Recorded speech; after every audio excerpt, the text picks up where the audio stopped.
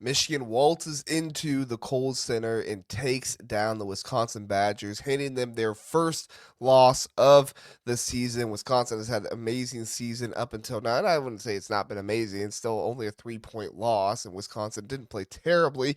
Could see some better offense from overall. We'll get into that a little bit more, but Big Ten opener for Dusty May in his career. He gets a win in his very first Big Ten game. Had to feel good for Wisconsin. It's your first loss of the season, your first game in the Big Ten this year. You want to see a little bit more from your team, but overall, it's not a doomsday scenario. There's nothing like terrible going on, and Wisconsin fans need to panic or anything like that. They do have a tough stretch going on after this one. Don't have time to get into that right now, but you'll look at their schedule. It is a tough stretch coming up, so we'll see how they bounce back from this one if they can get some wins here in the next few games. But overall, for Michigan, this was a really good win for them. Key players like Vlad Goldin and Danny Wolf combined for 44 points in this game.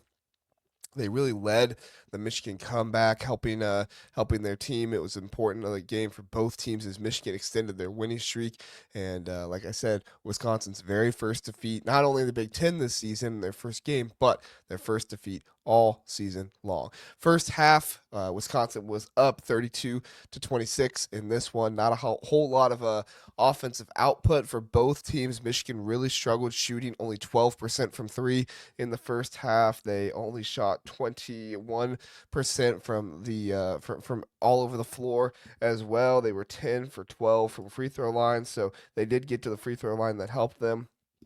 But in the first half, it was really just a story of Michigan not being able to produce very much offense and doing enough on defense to keep Wisconsin away from kind of running away with this one. When you saw the Michigan offense struggling in the first half, you thought, okay, well, this is Wisconsin's opportunity to build the lead, get going.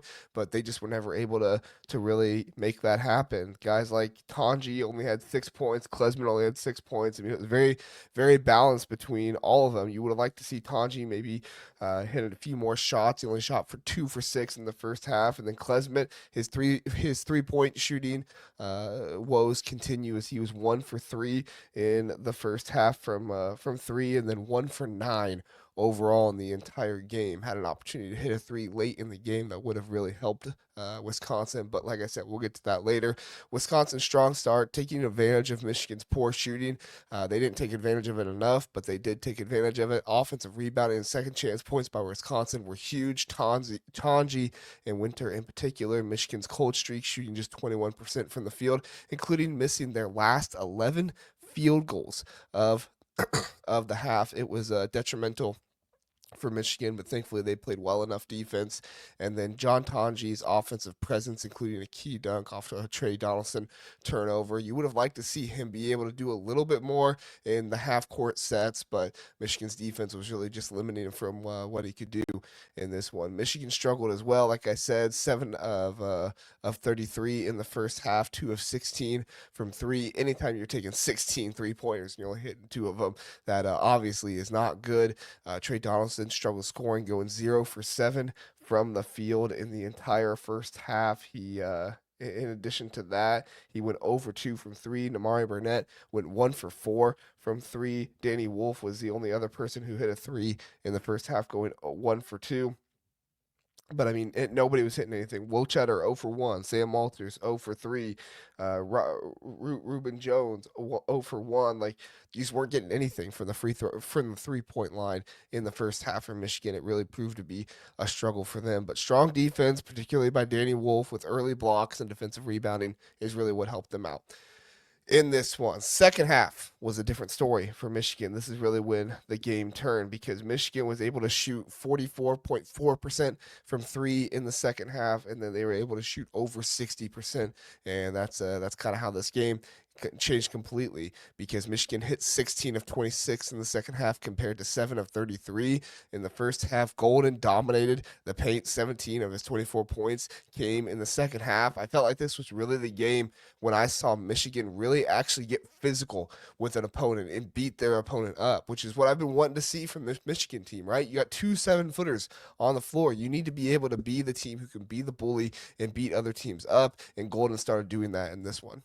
What was really huge in the second half is that Wisconsin had 0 points overall in the final 2.5 minutes of the second half. In the final 2.5 minutes, Michigan went 6-0 against Wisconsin for those last 2.5 minutes, which was huge. Vlad Goldin there in the final minute of the game, he had back-to-back baskets in the final minute, culminating the game-winning hook shot with 23 seconds left in the game. That was huge for them. But what was really huge with Michigan's offense is they were able to get the pick and roll going. And I'm not talking about the pick and roll with Tre Donaldson and Vlad Goldin. No, I'm talking about the pick and roll with Danny Wolf and Vlad Goldin. Now, they did not run it a ton, but they ran it enough that if this is something that Michigan can get going with the rest of the season, it's going to be very dangerous to try and stop. Not many teams have enough guys to allocate resources for somebody to go at the 7-footer who is setting the screen and at the 7-footer who is using the screen as well. I've been critical of Danny Wolf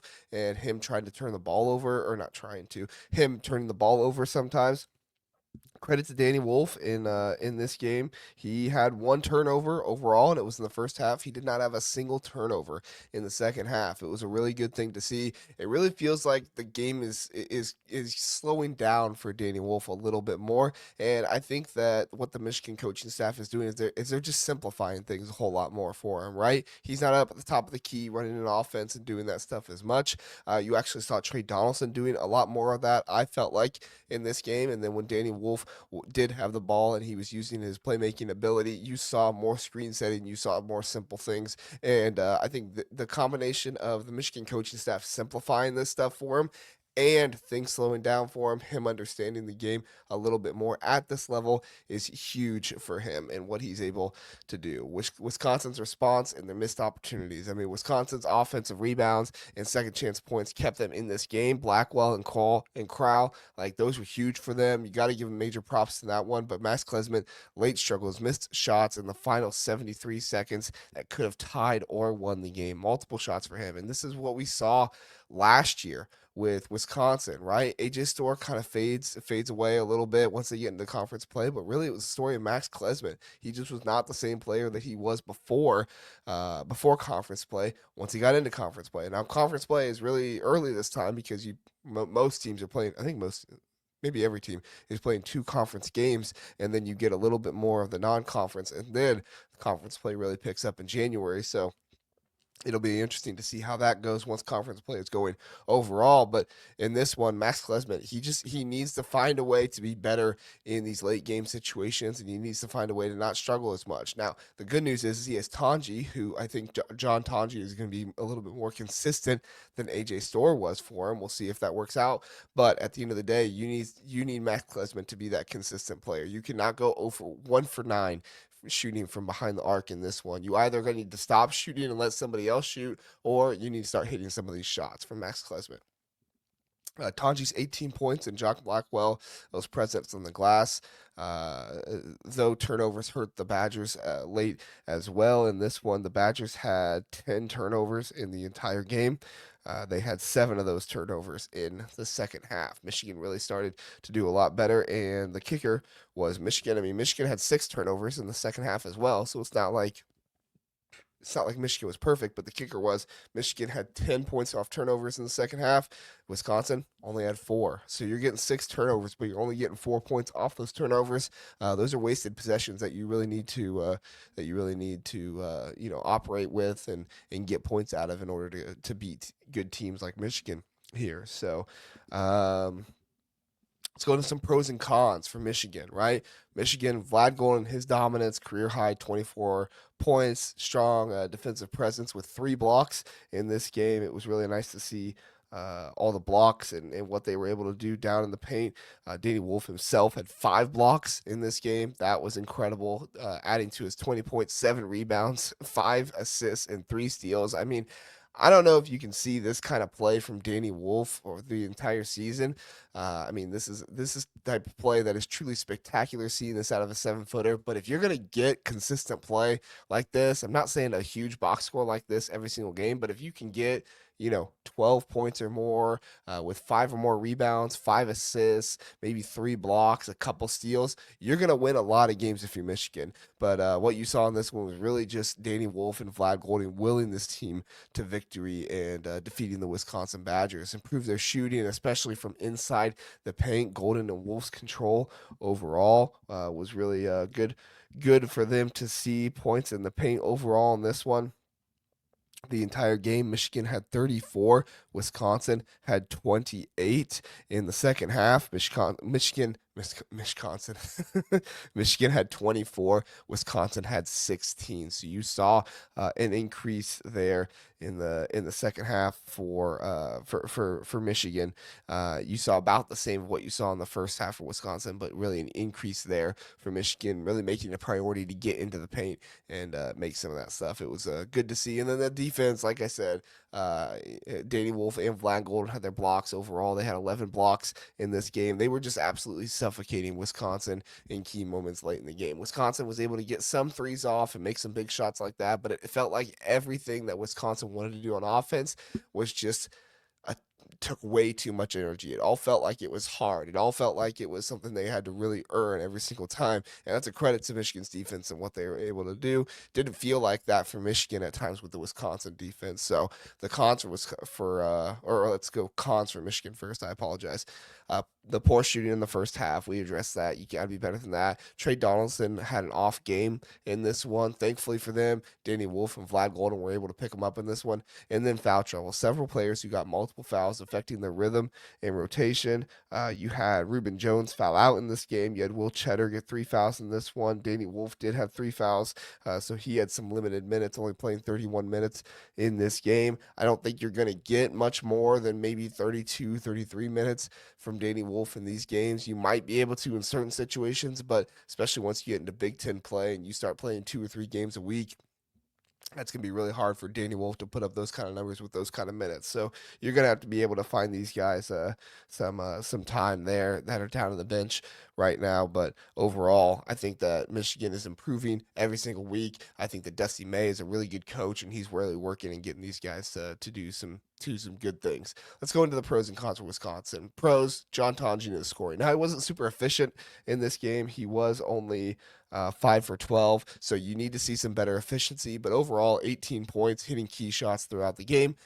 He had the dunk there in the first half that I mentioned. Offensive rebounding, 16 offensive rebounds, keeping them competitive despite the poor shooting. They were able to have second chance points in this one. Wisconsin had 12 second chance points overall. Michigan had 12 as well, and that really was one of the differences, right? I mean, both teams had a number of offensive rebounds that they were able to get. But in the second half was really when Wisconsin were able to get more of those second chance points that really kept them in the game and kept them fighting and working hard against this Michigan defense that was suffocating and hard for them. The bench contribution, 8 points from Kamari McGee and a strong defense off the bench. Carter Gilmore cannot go unnoticed for his defense that he brings in off the bench. He's a 10, 12 minute a game type of guy. He played 11 minutes in this one, and I think that's exactly what you need from him. You need him to come in, play some really strong defense against some players, and he was able to do that in this one. Unfortunately for Wisconsin, like I said, they just didn't have the scoring to match some of the defense. I mean, it's not like Michigan just went crazy and had an amazing offensive performance. They did enough on offense, but overall, Wisconsin, they did enough on defense. They just didn't have enough offense to really combat what Michigan was doing in this one. And like I said, that's really where my first con goes to for Michigan in this one. You've got to see more from Max Klesmit. Max Klesmit cannot do what he did in the conference play last year. He has got to come out. He's got to shoot better. Only 3 for 14 from the field. Missed crucial late game shots that you need a leader, a veteran on your team to make. Overall, poor shooting overall. I mean, I can't just put it on Klesmit and Tonje. Poor shooting. Poor shooting in this game. Kamari McGee was 2 for 5. He did have that big 3-pointer there at the end.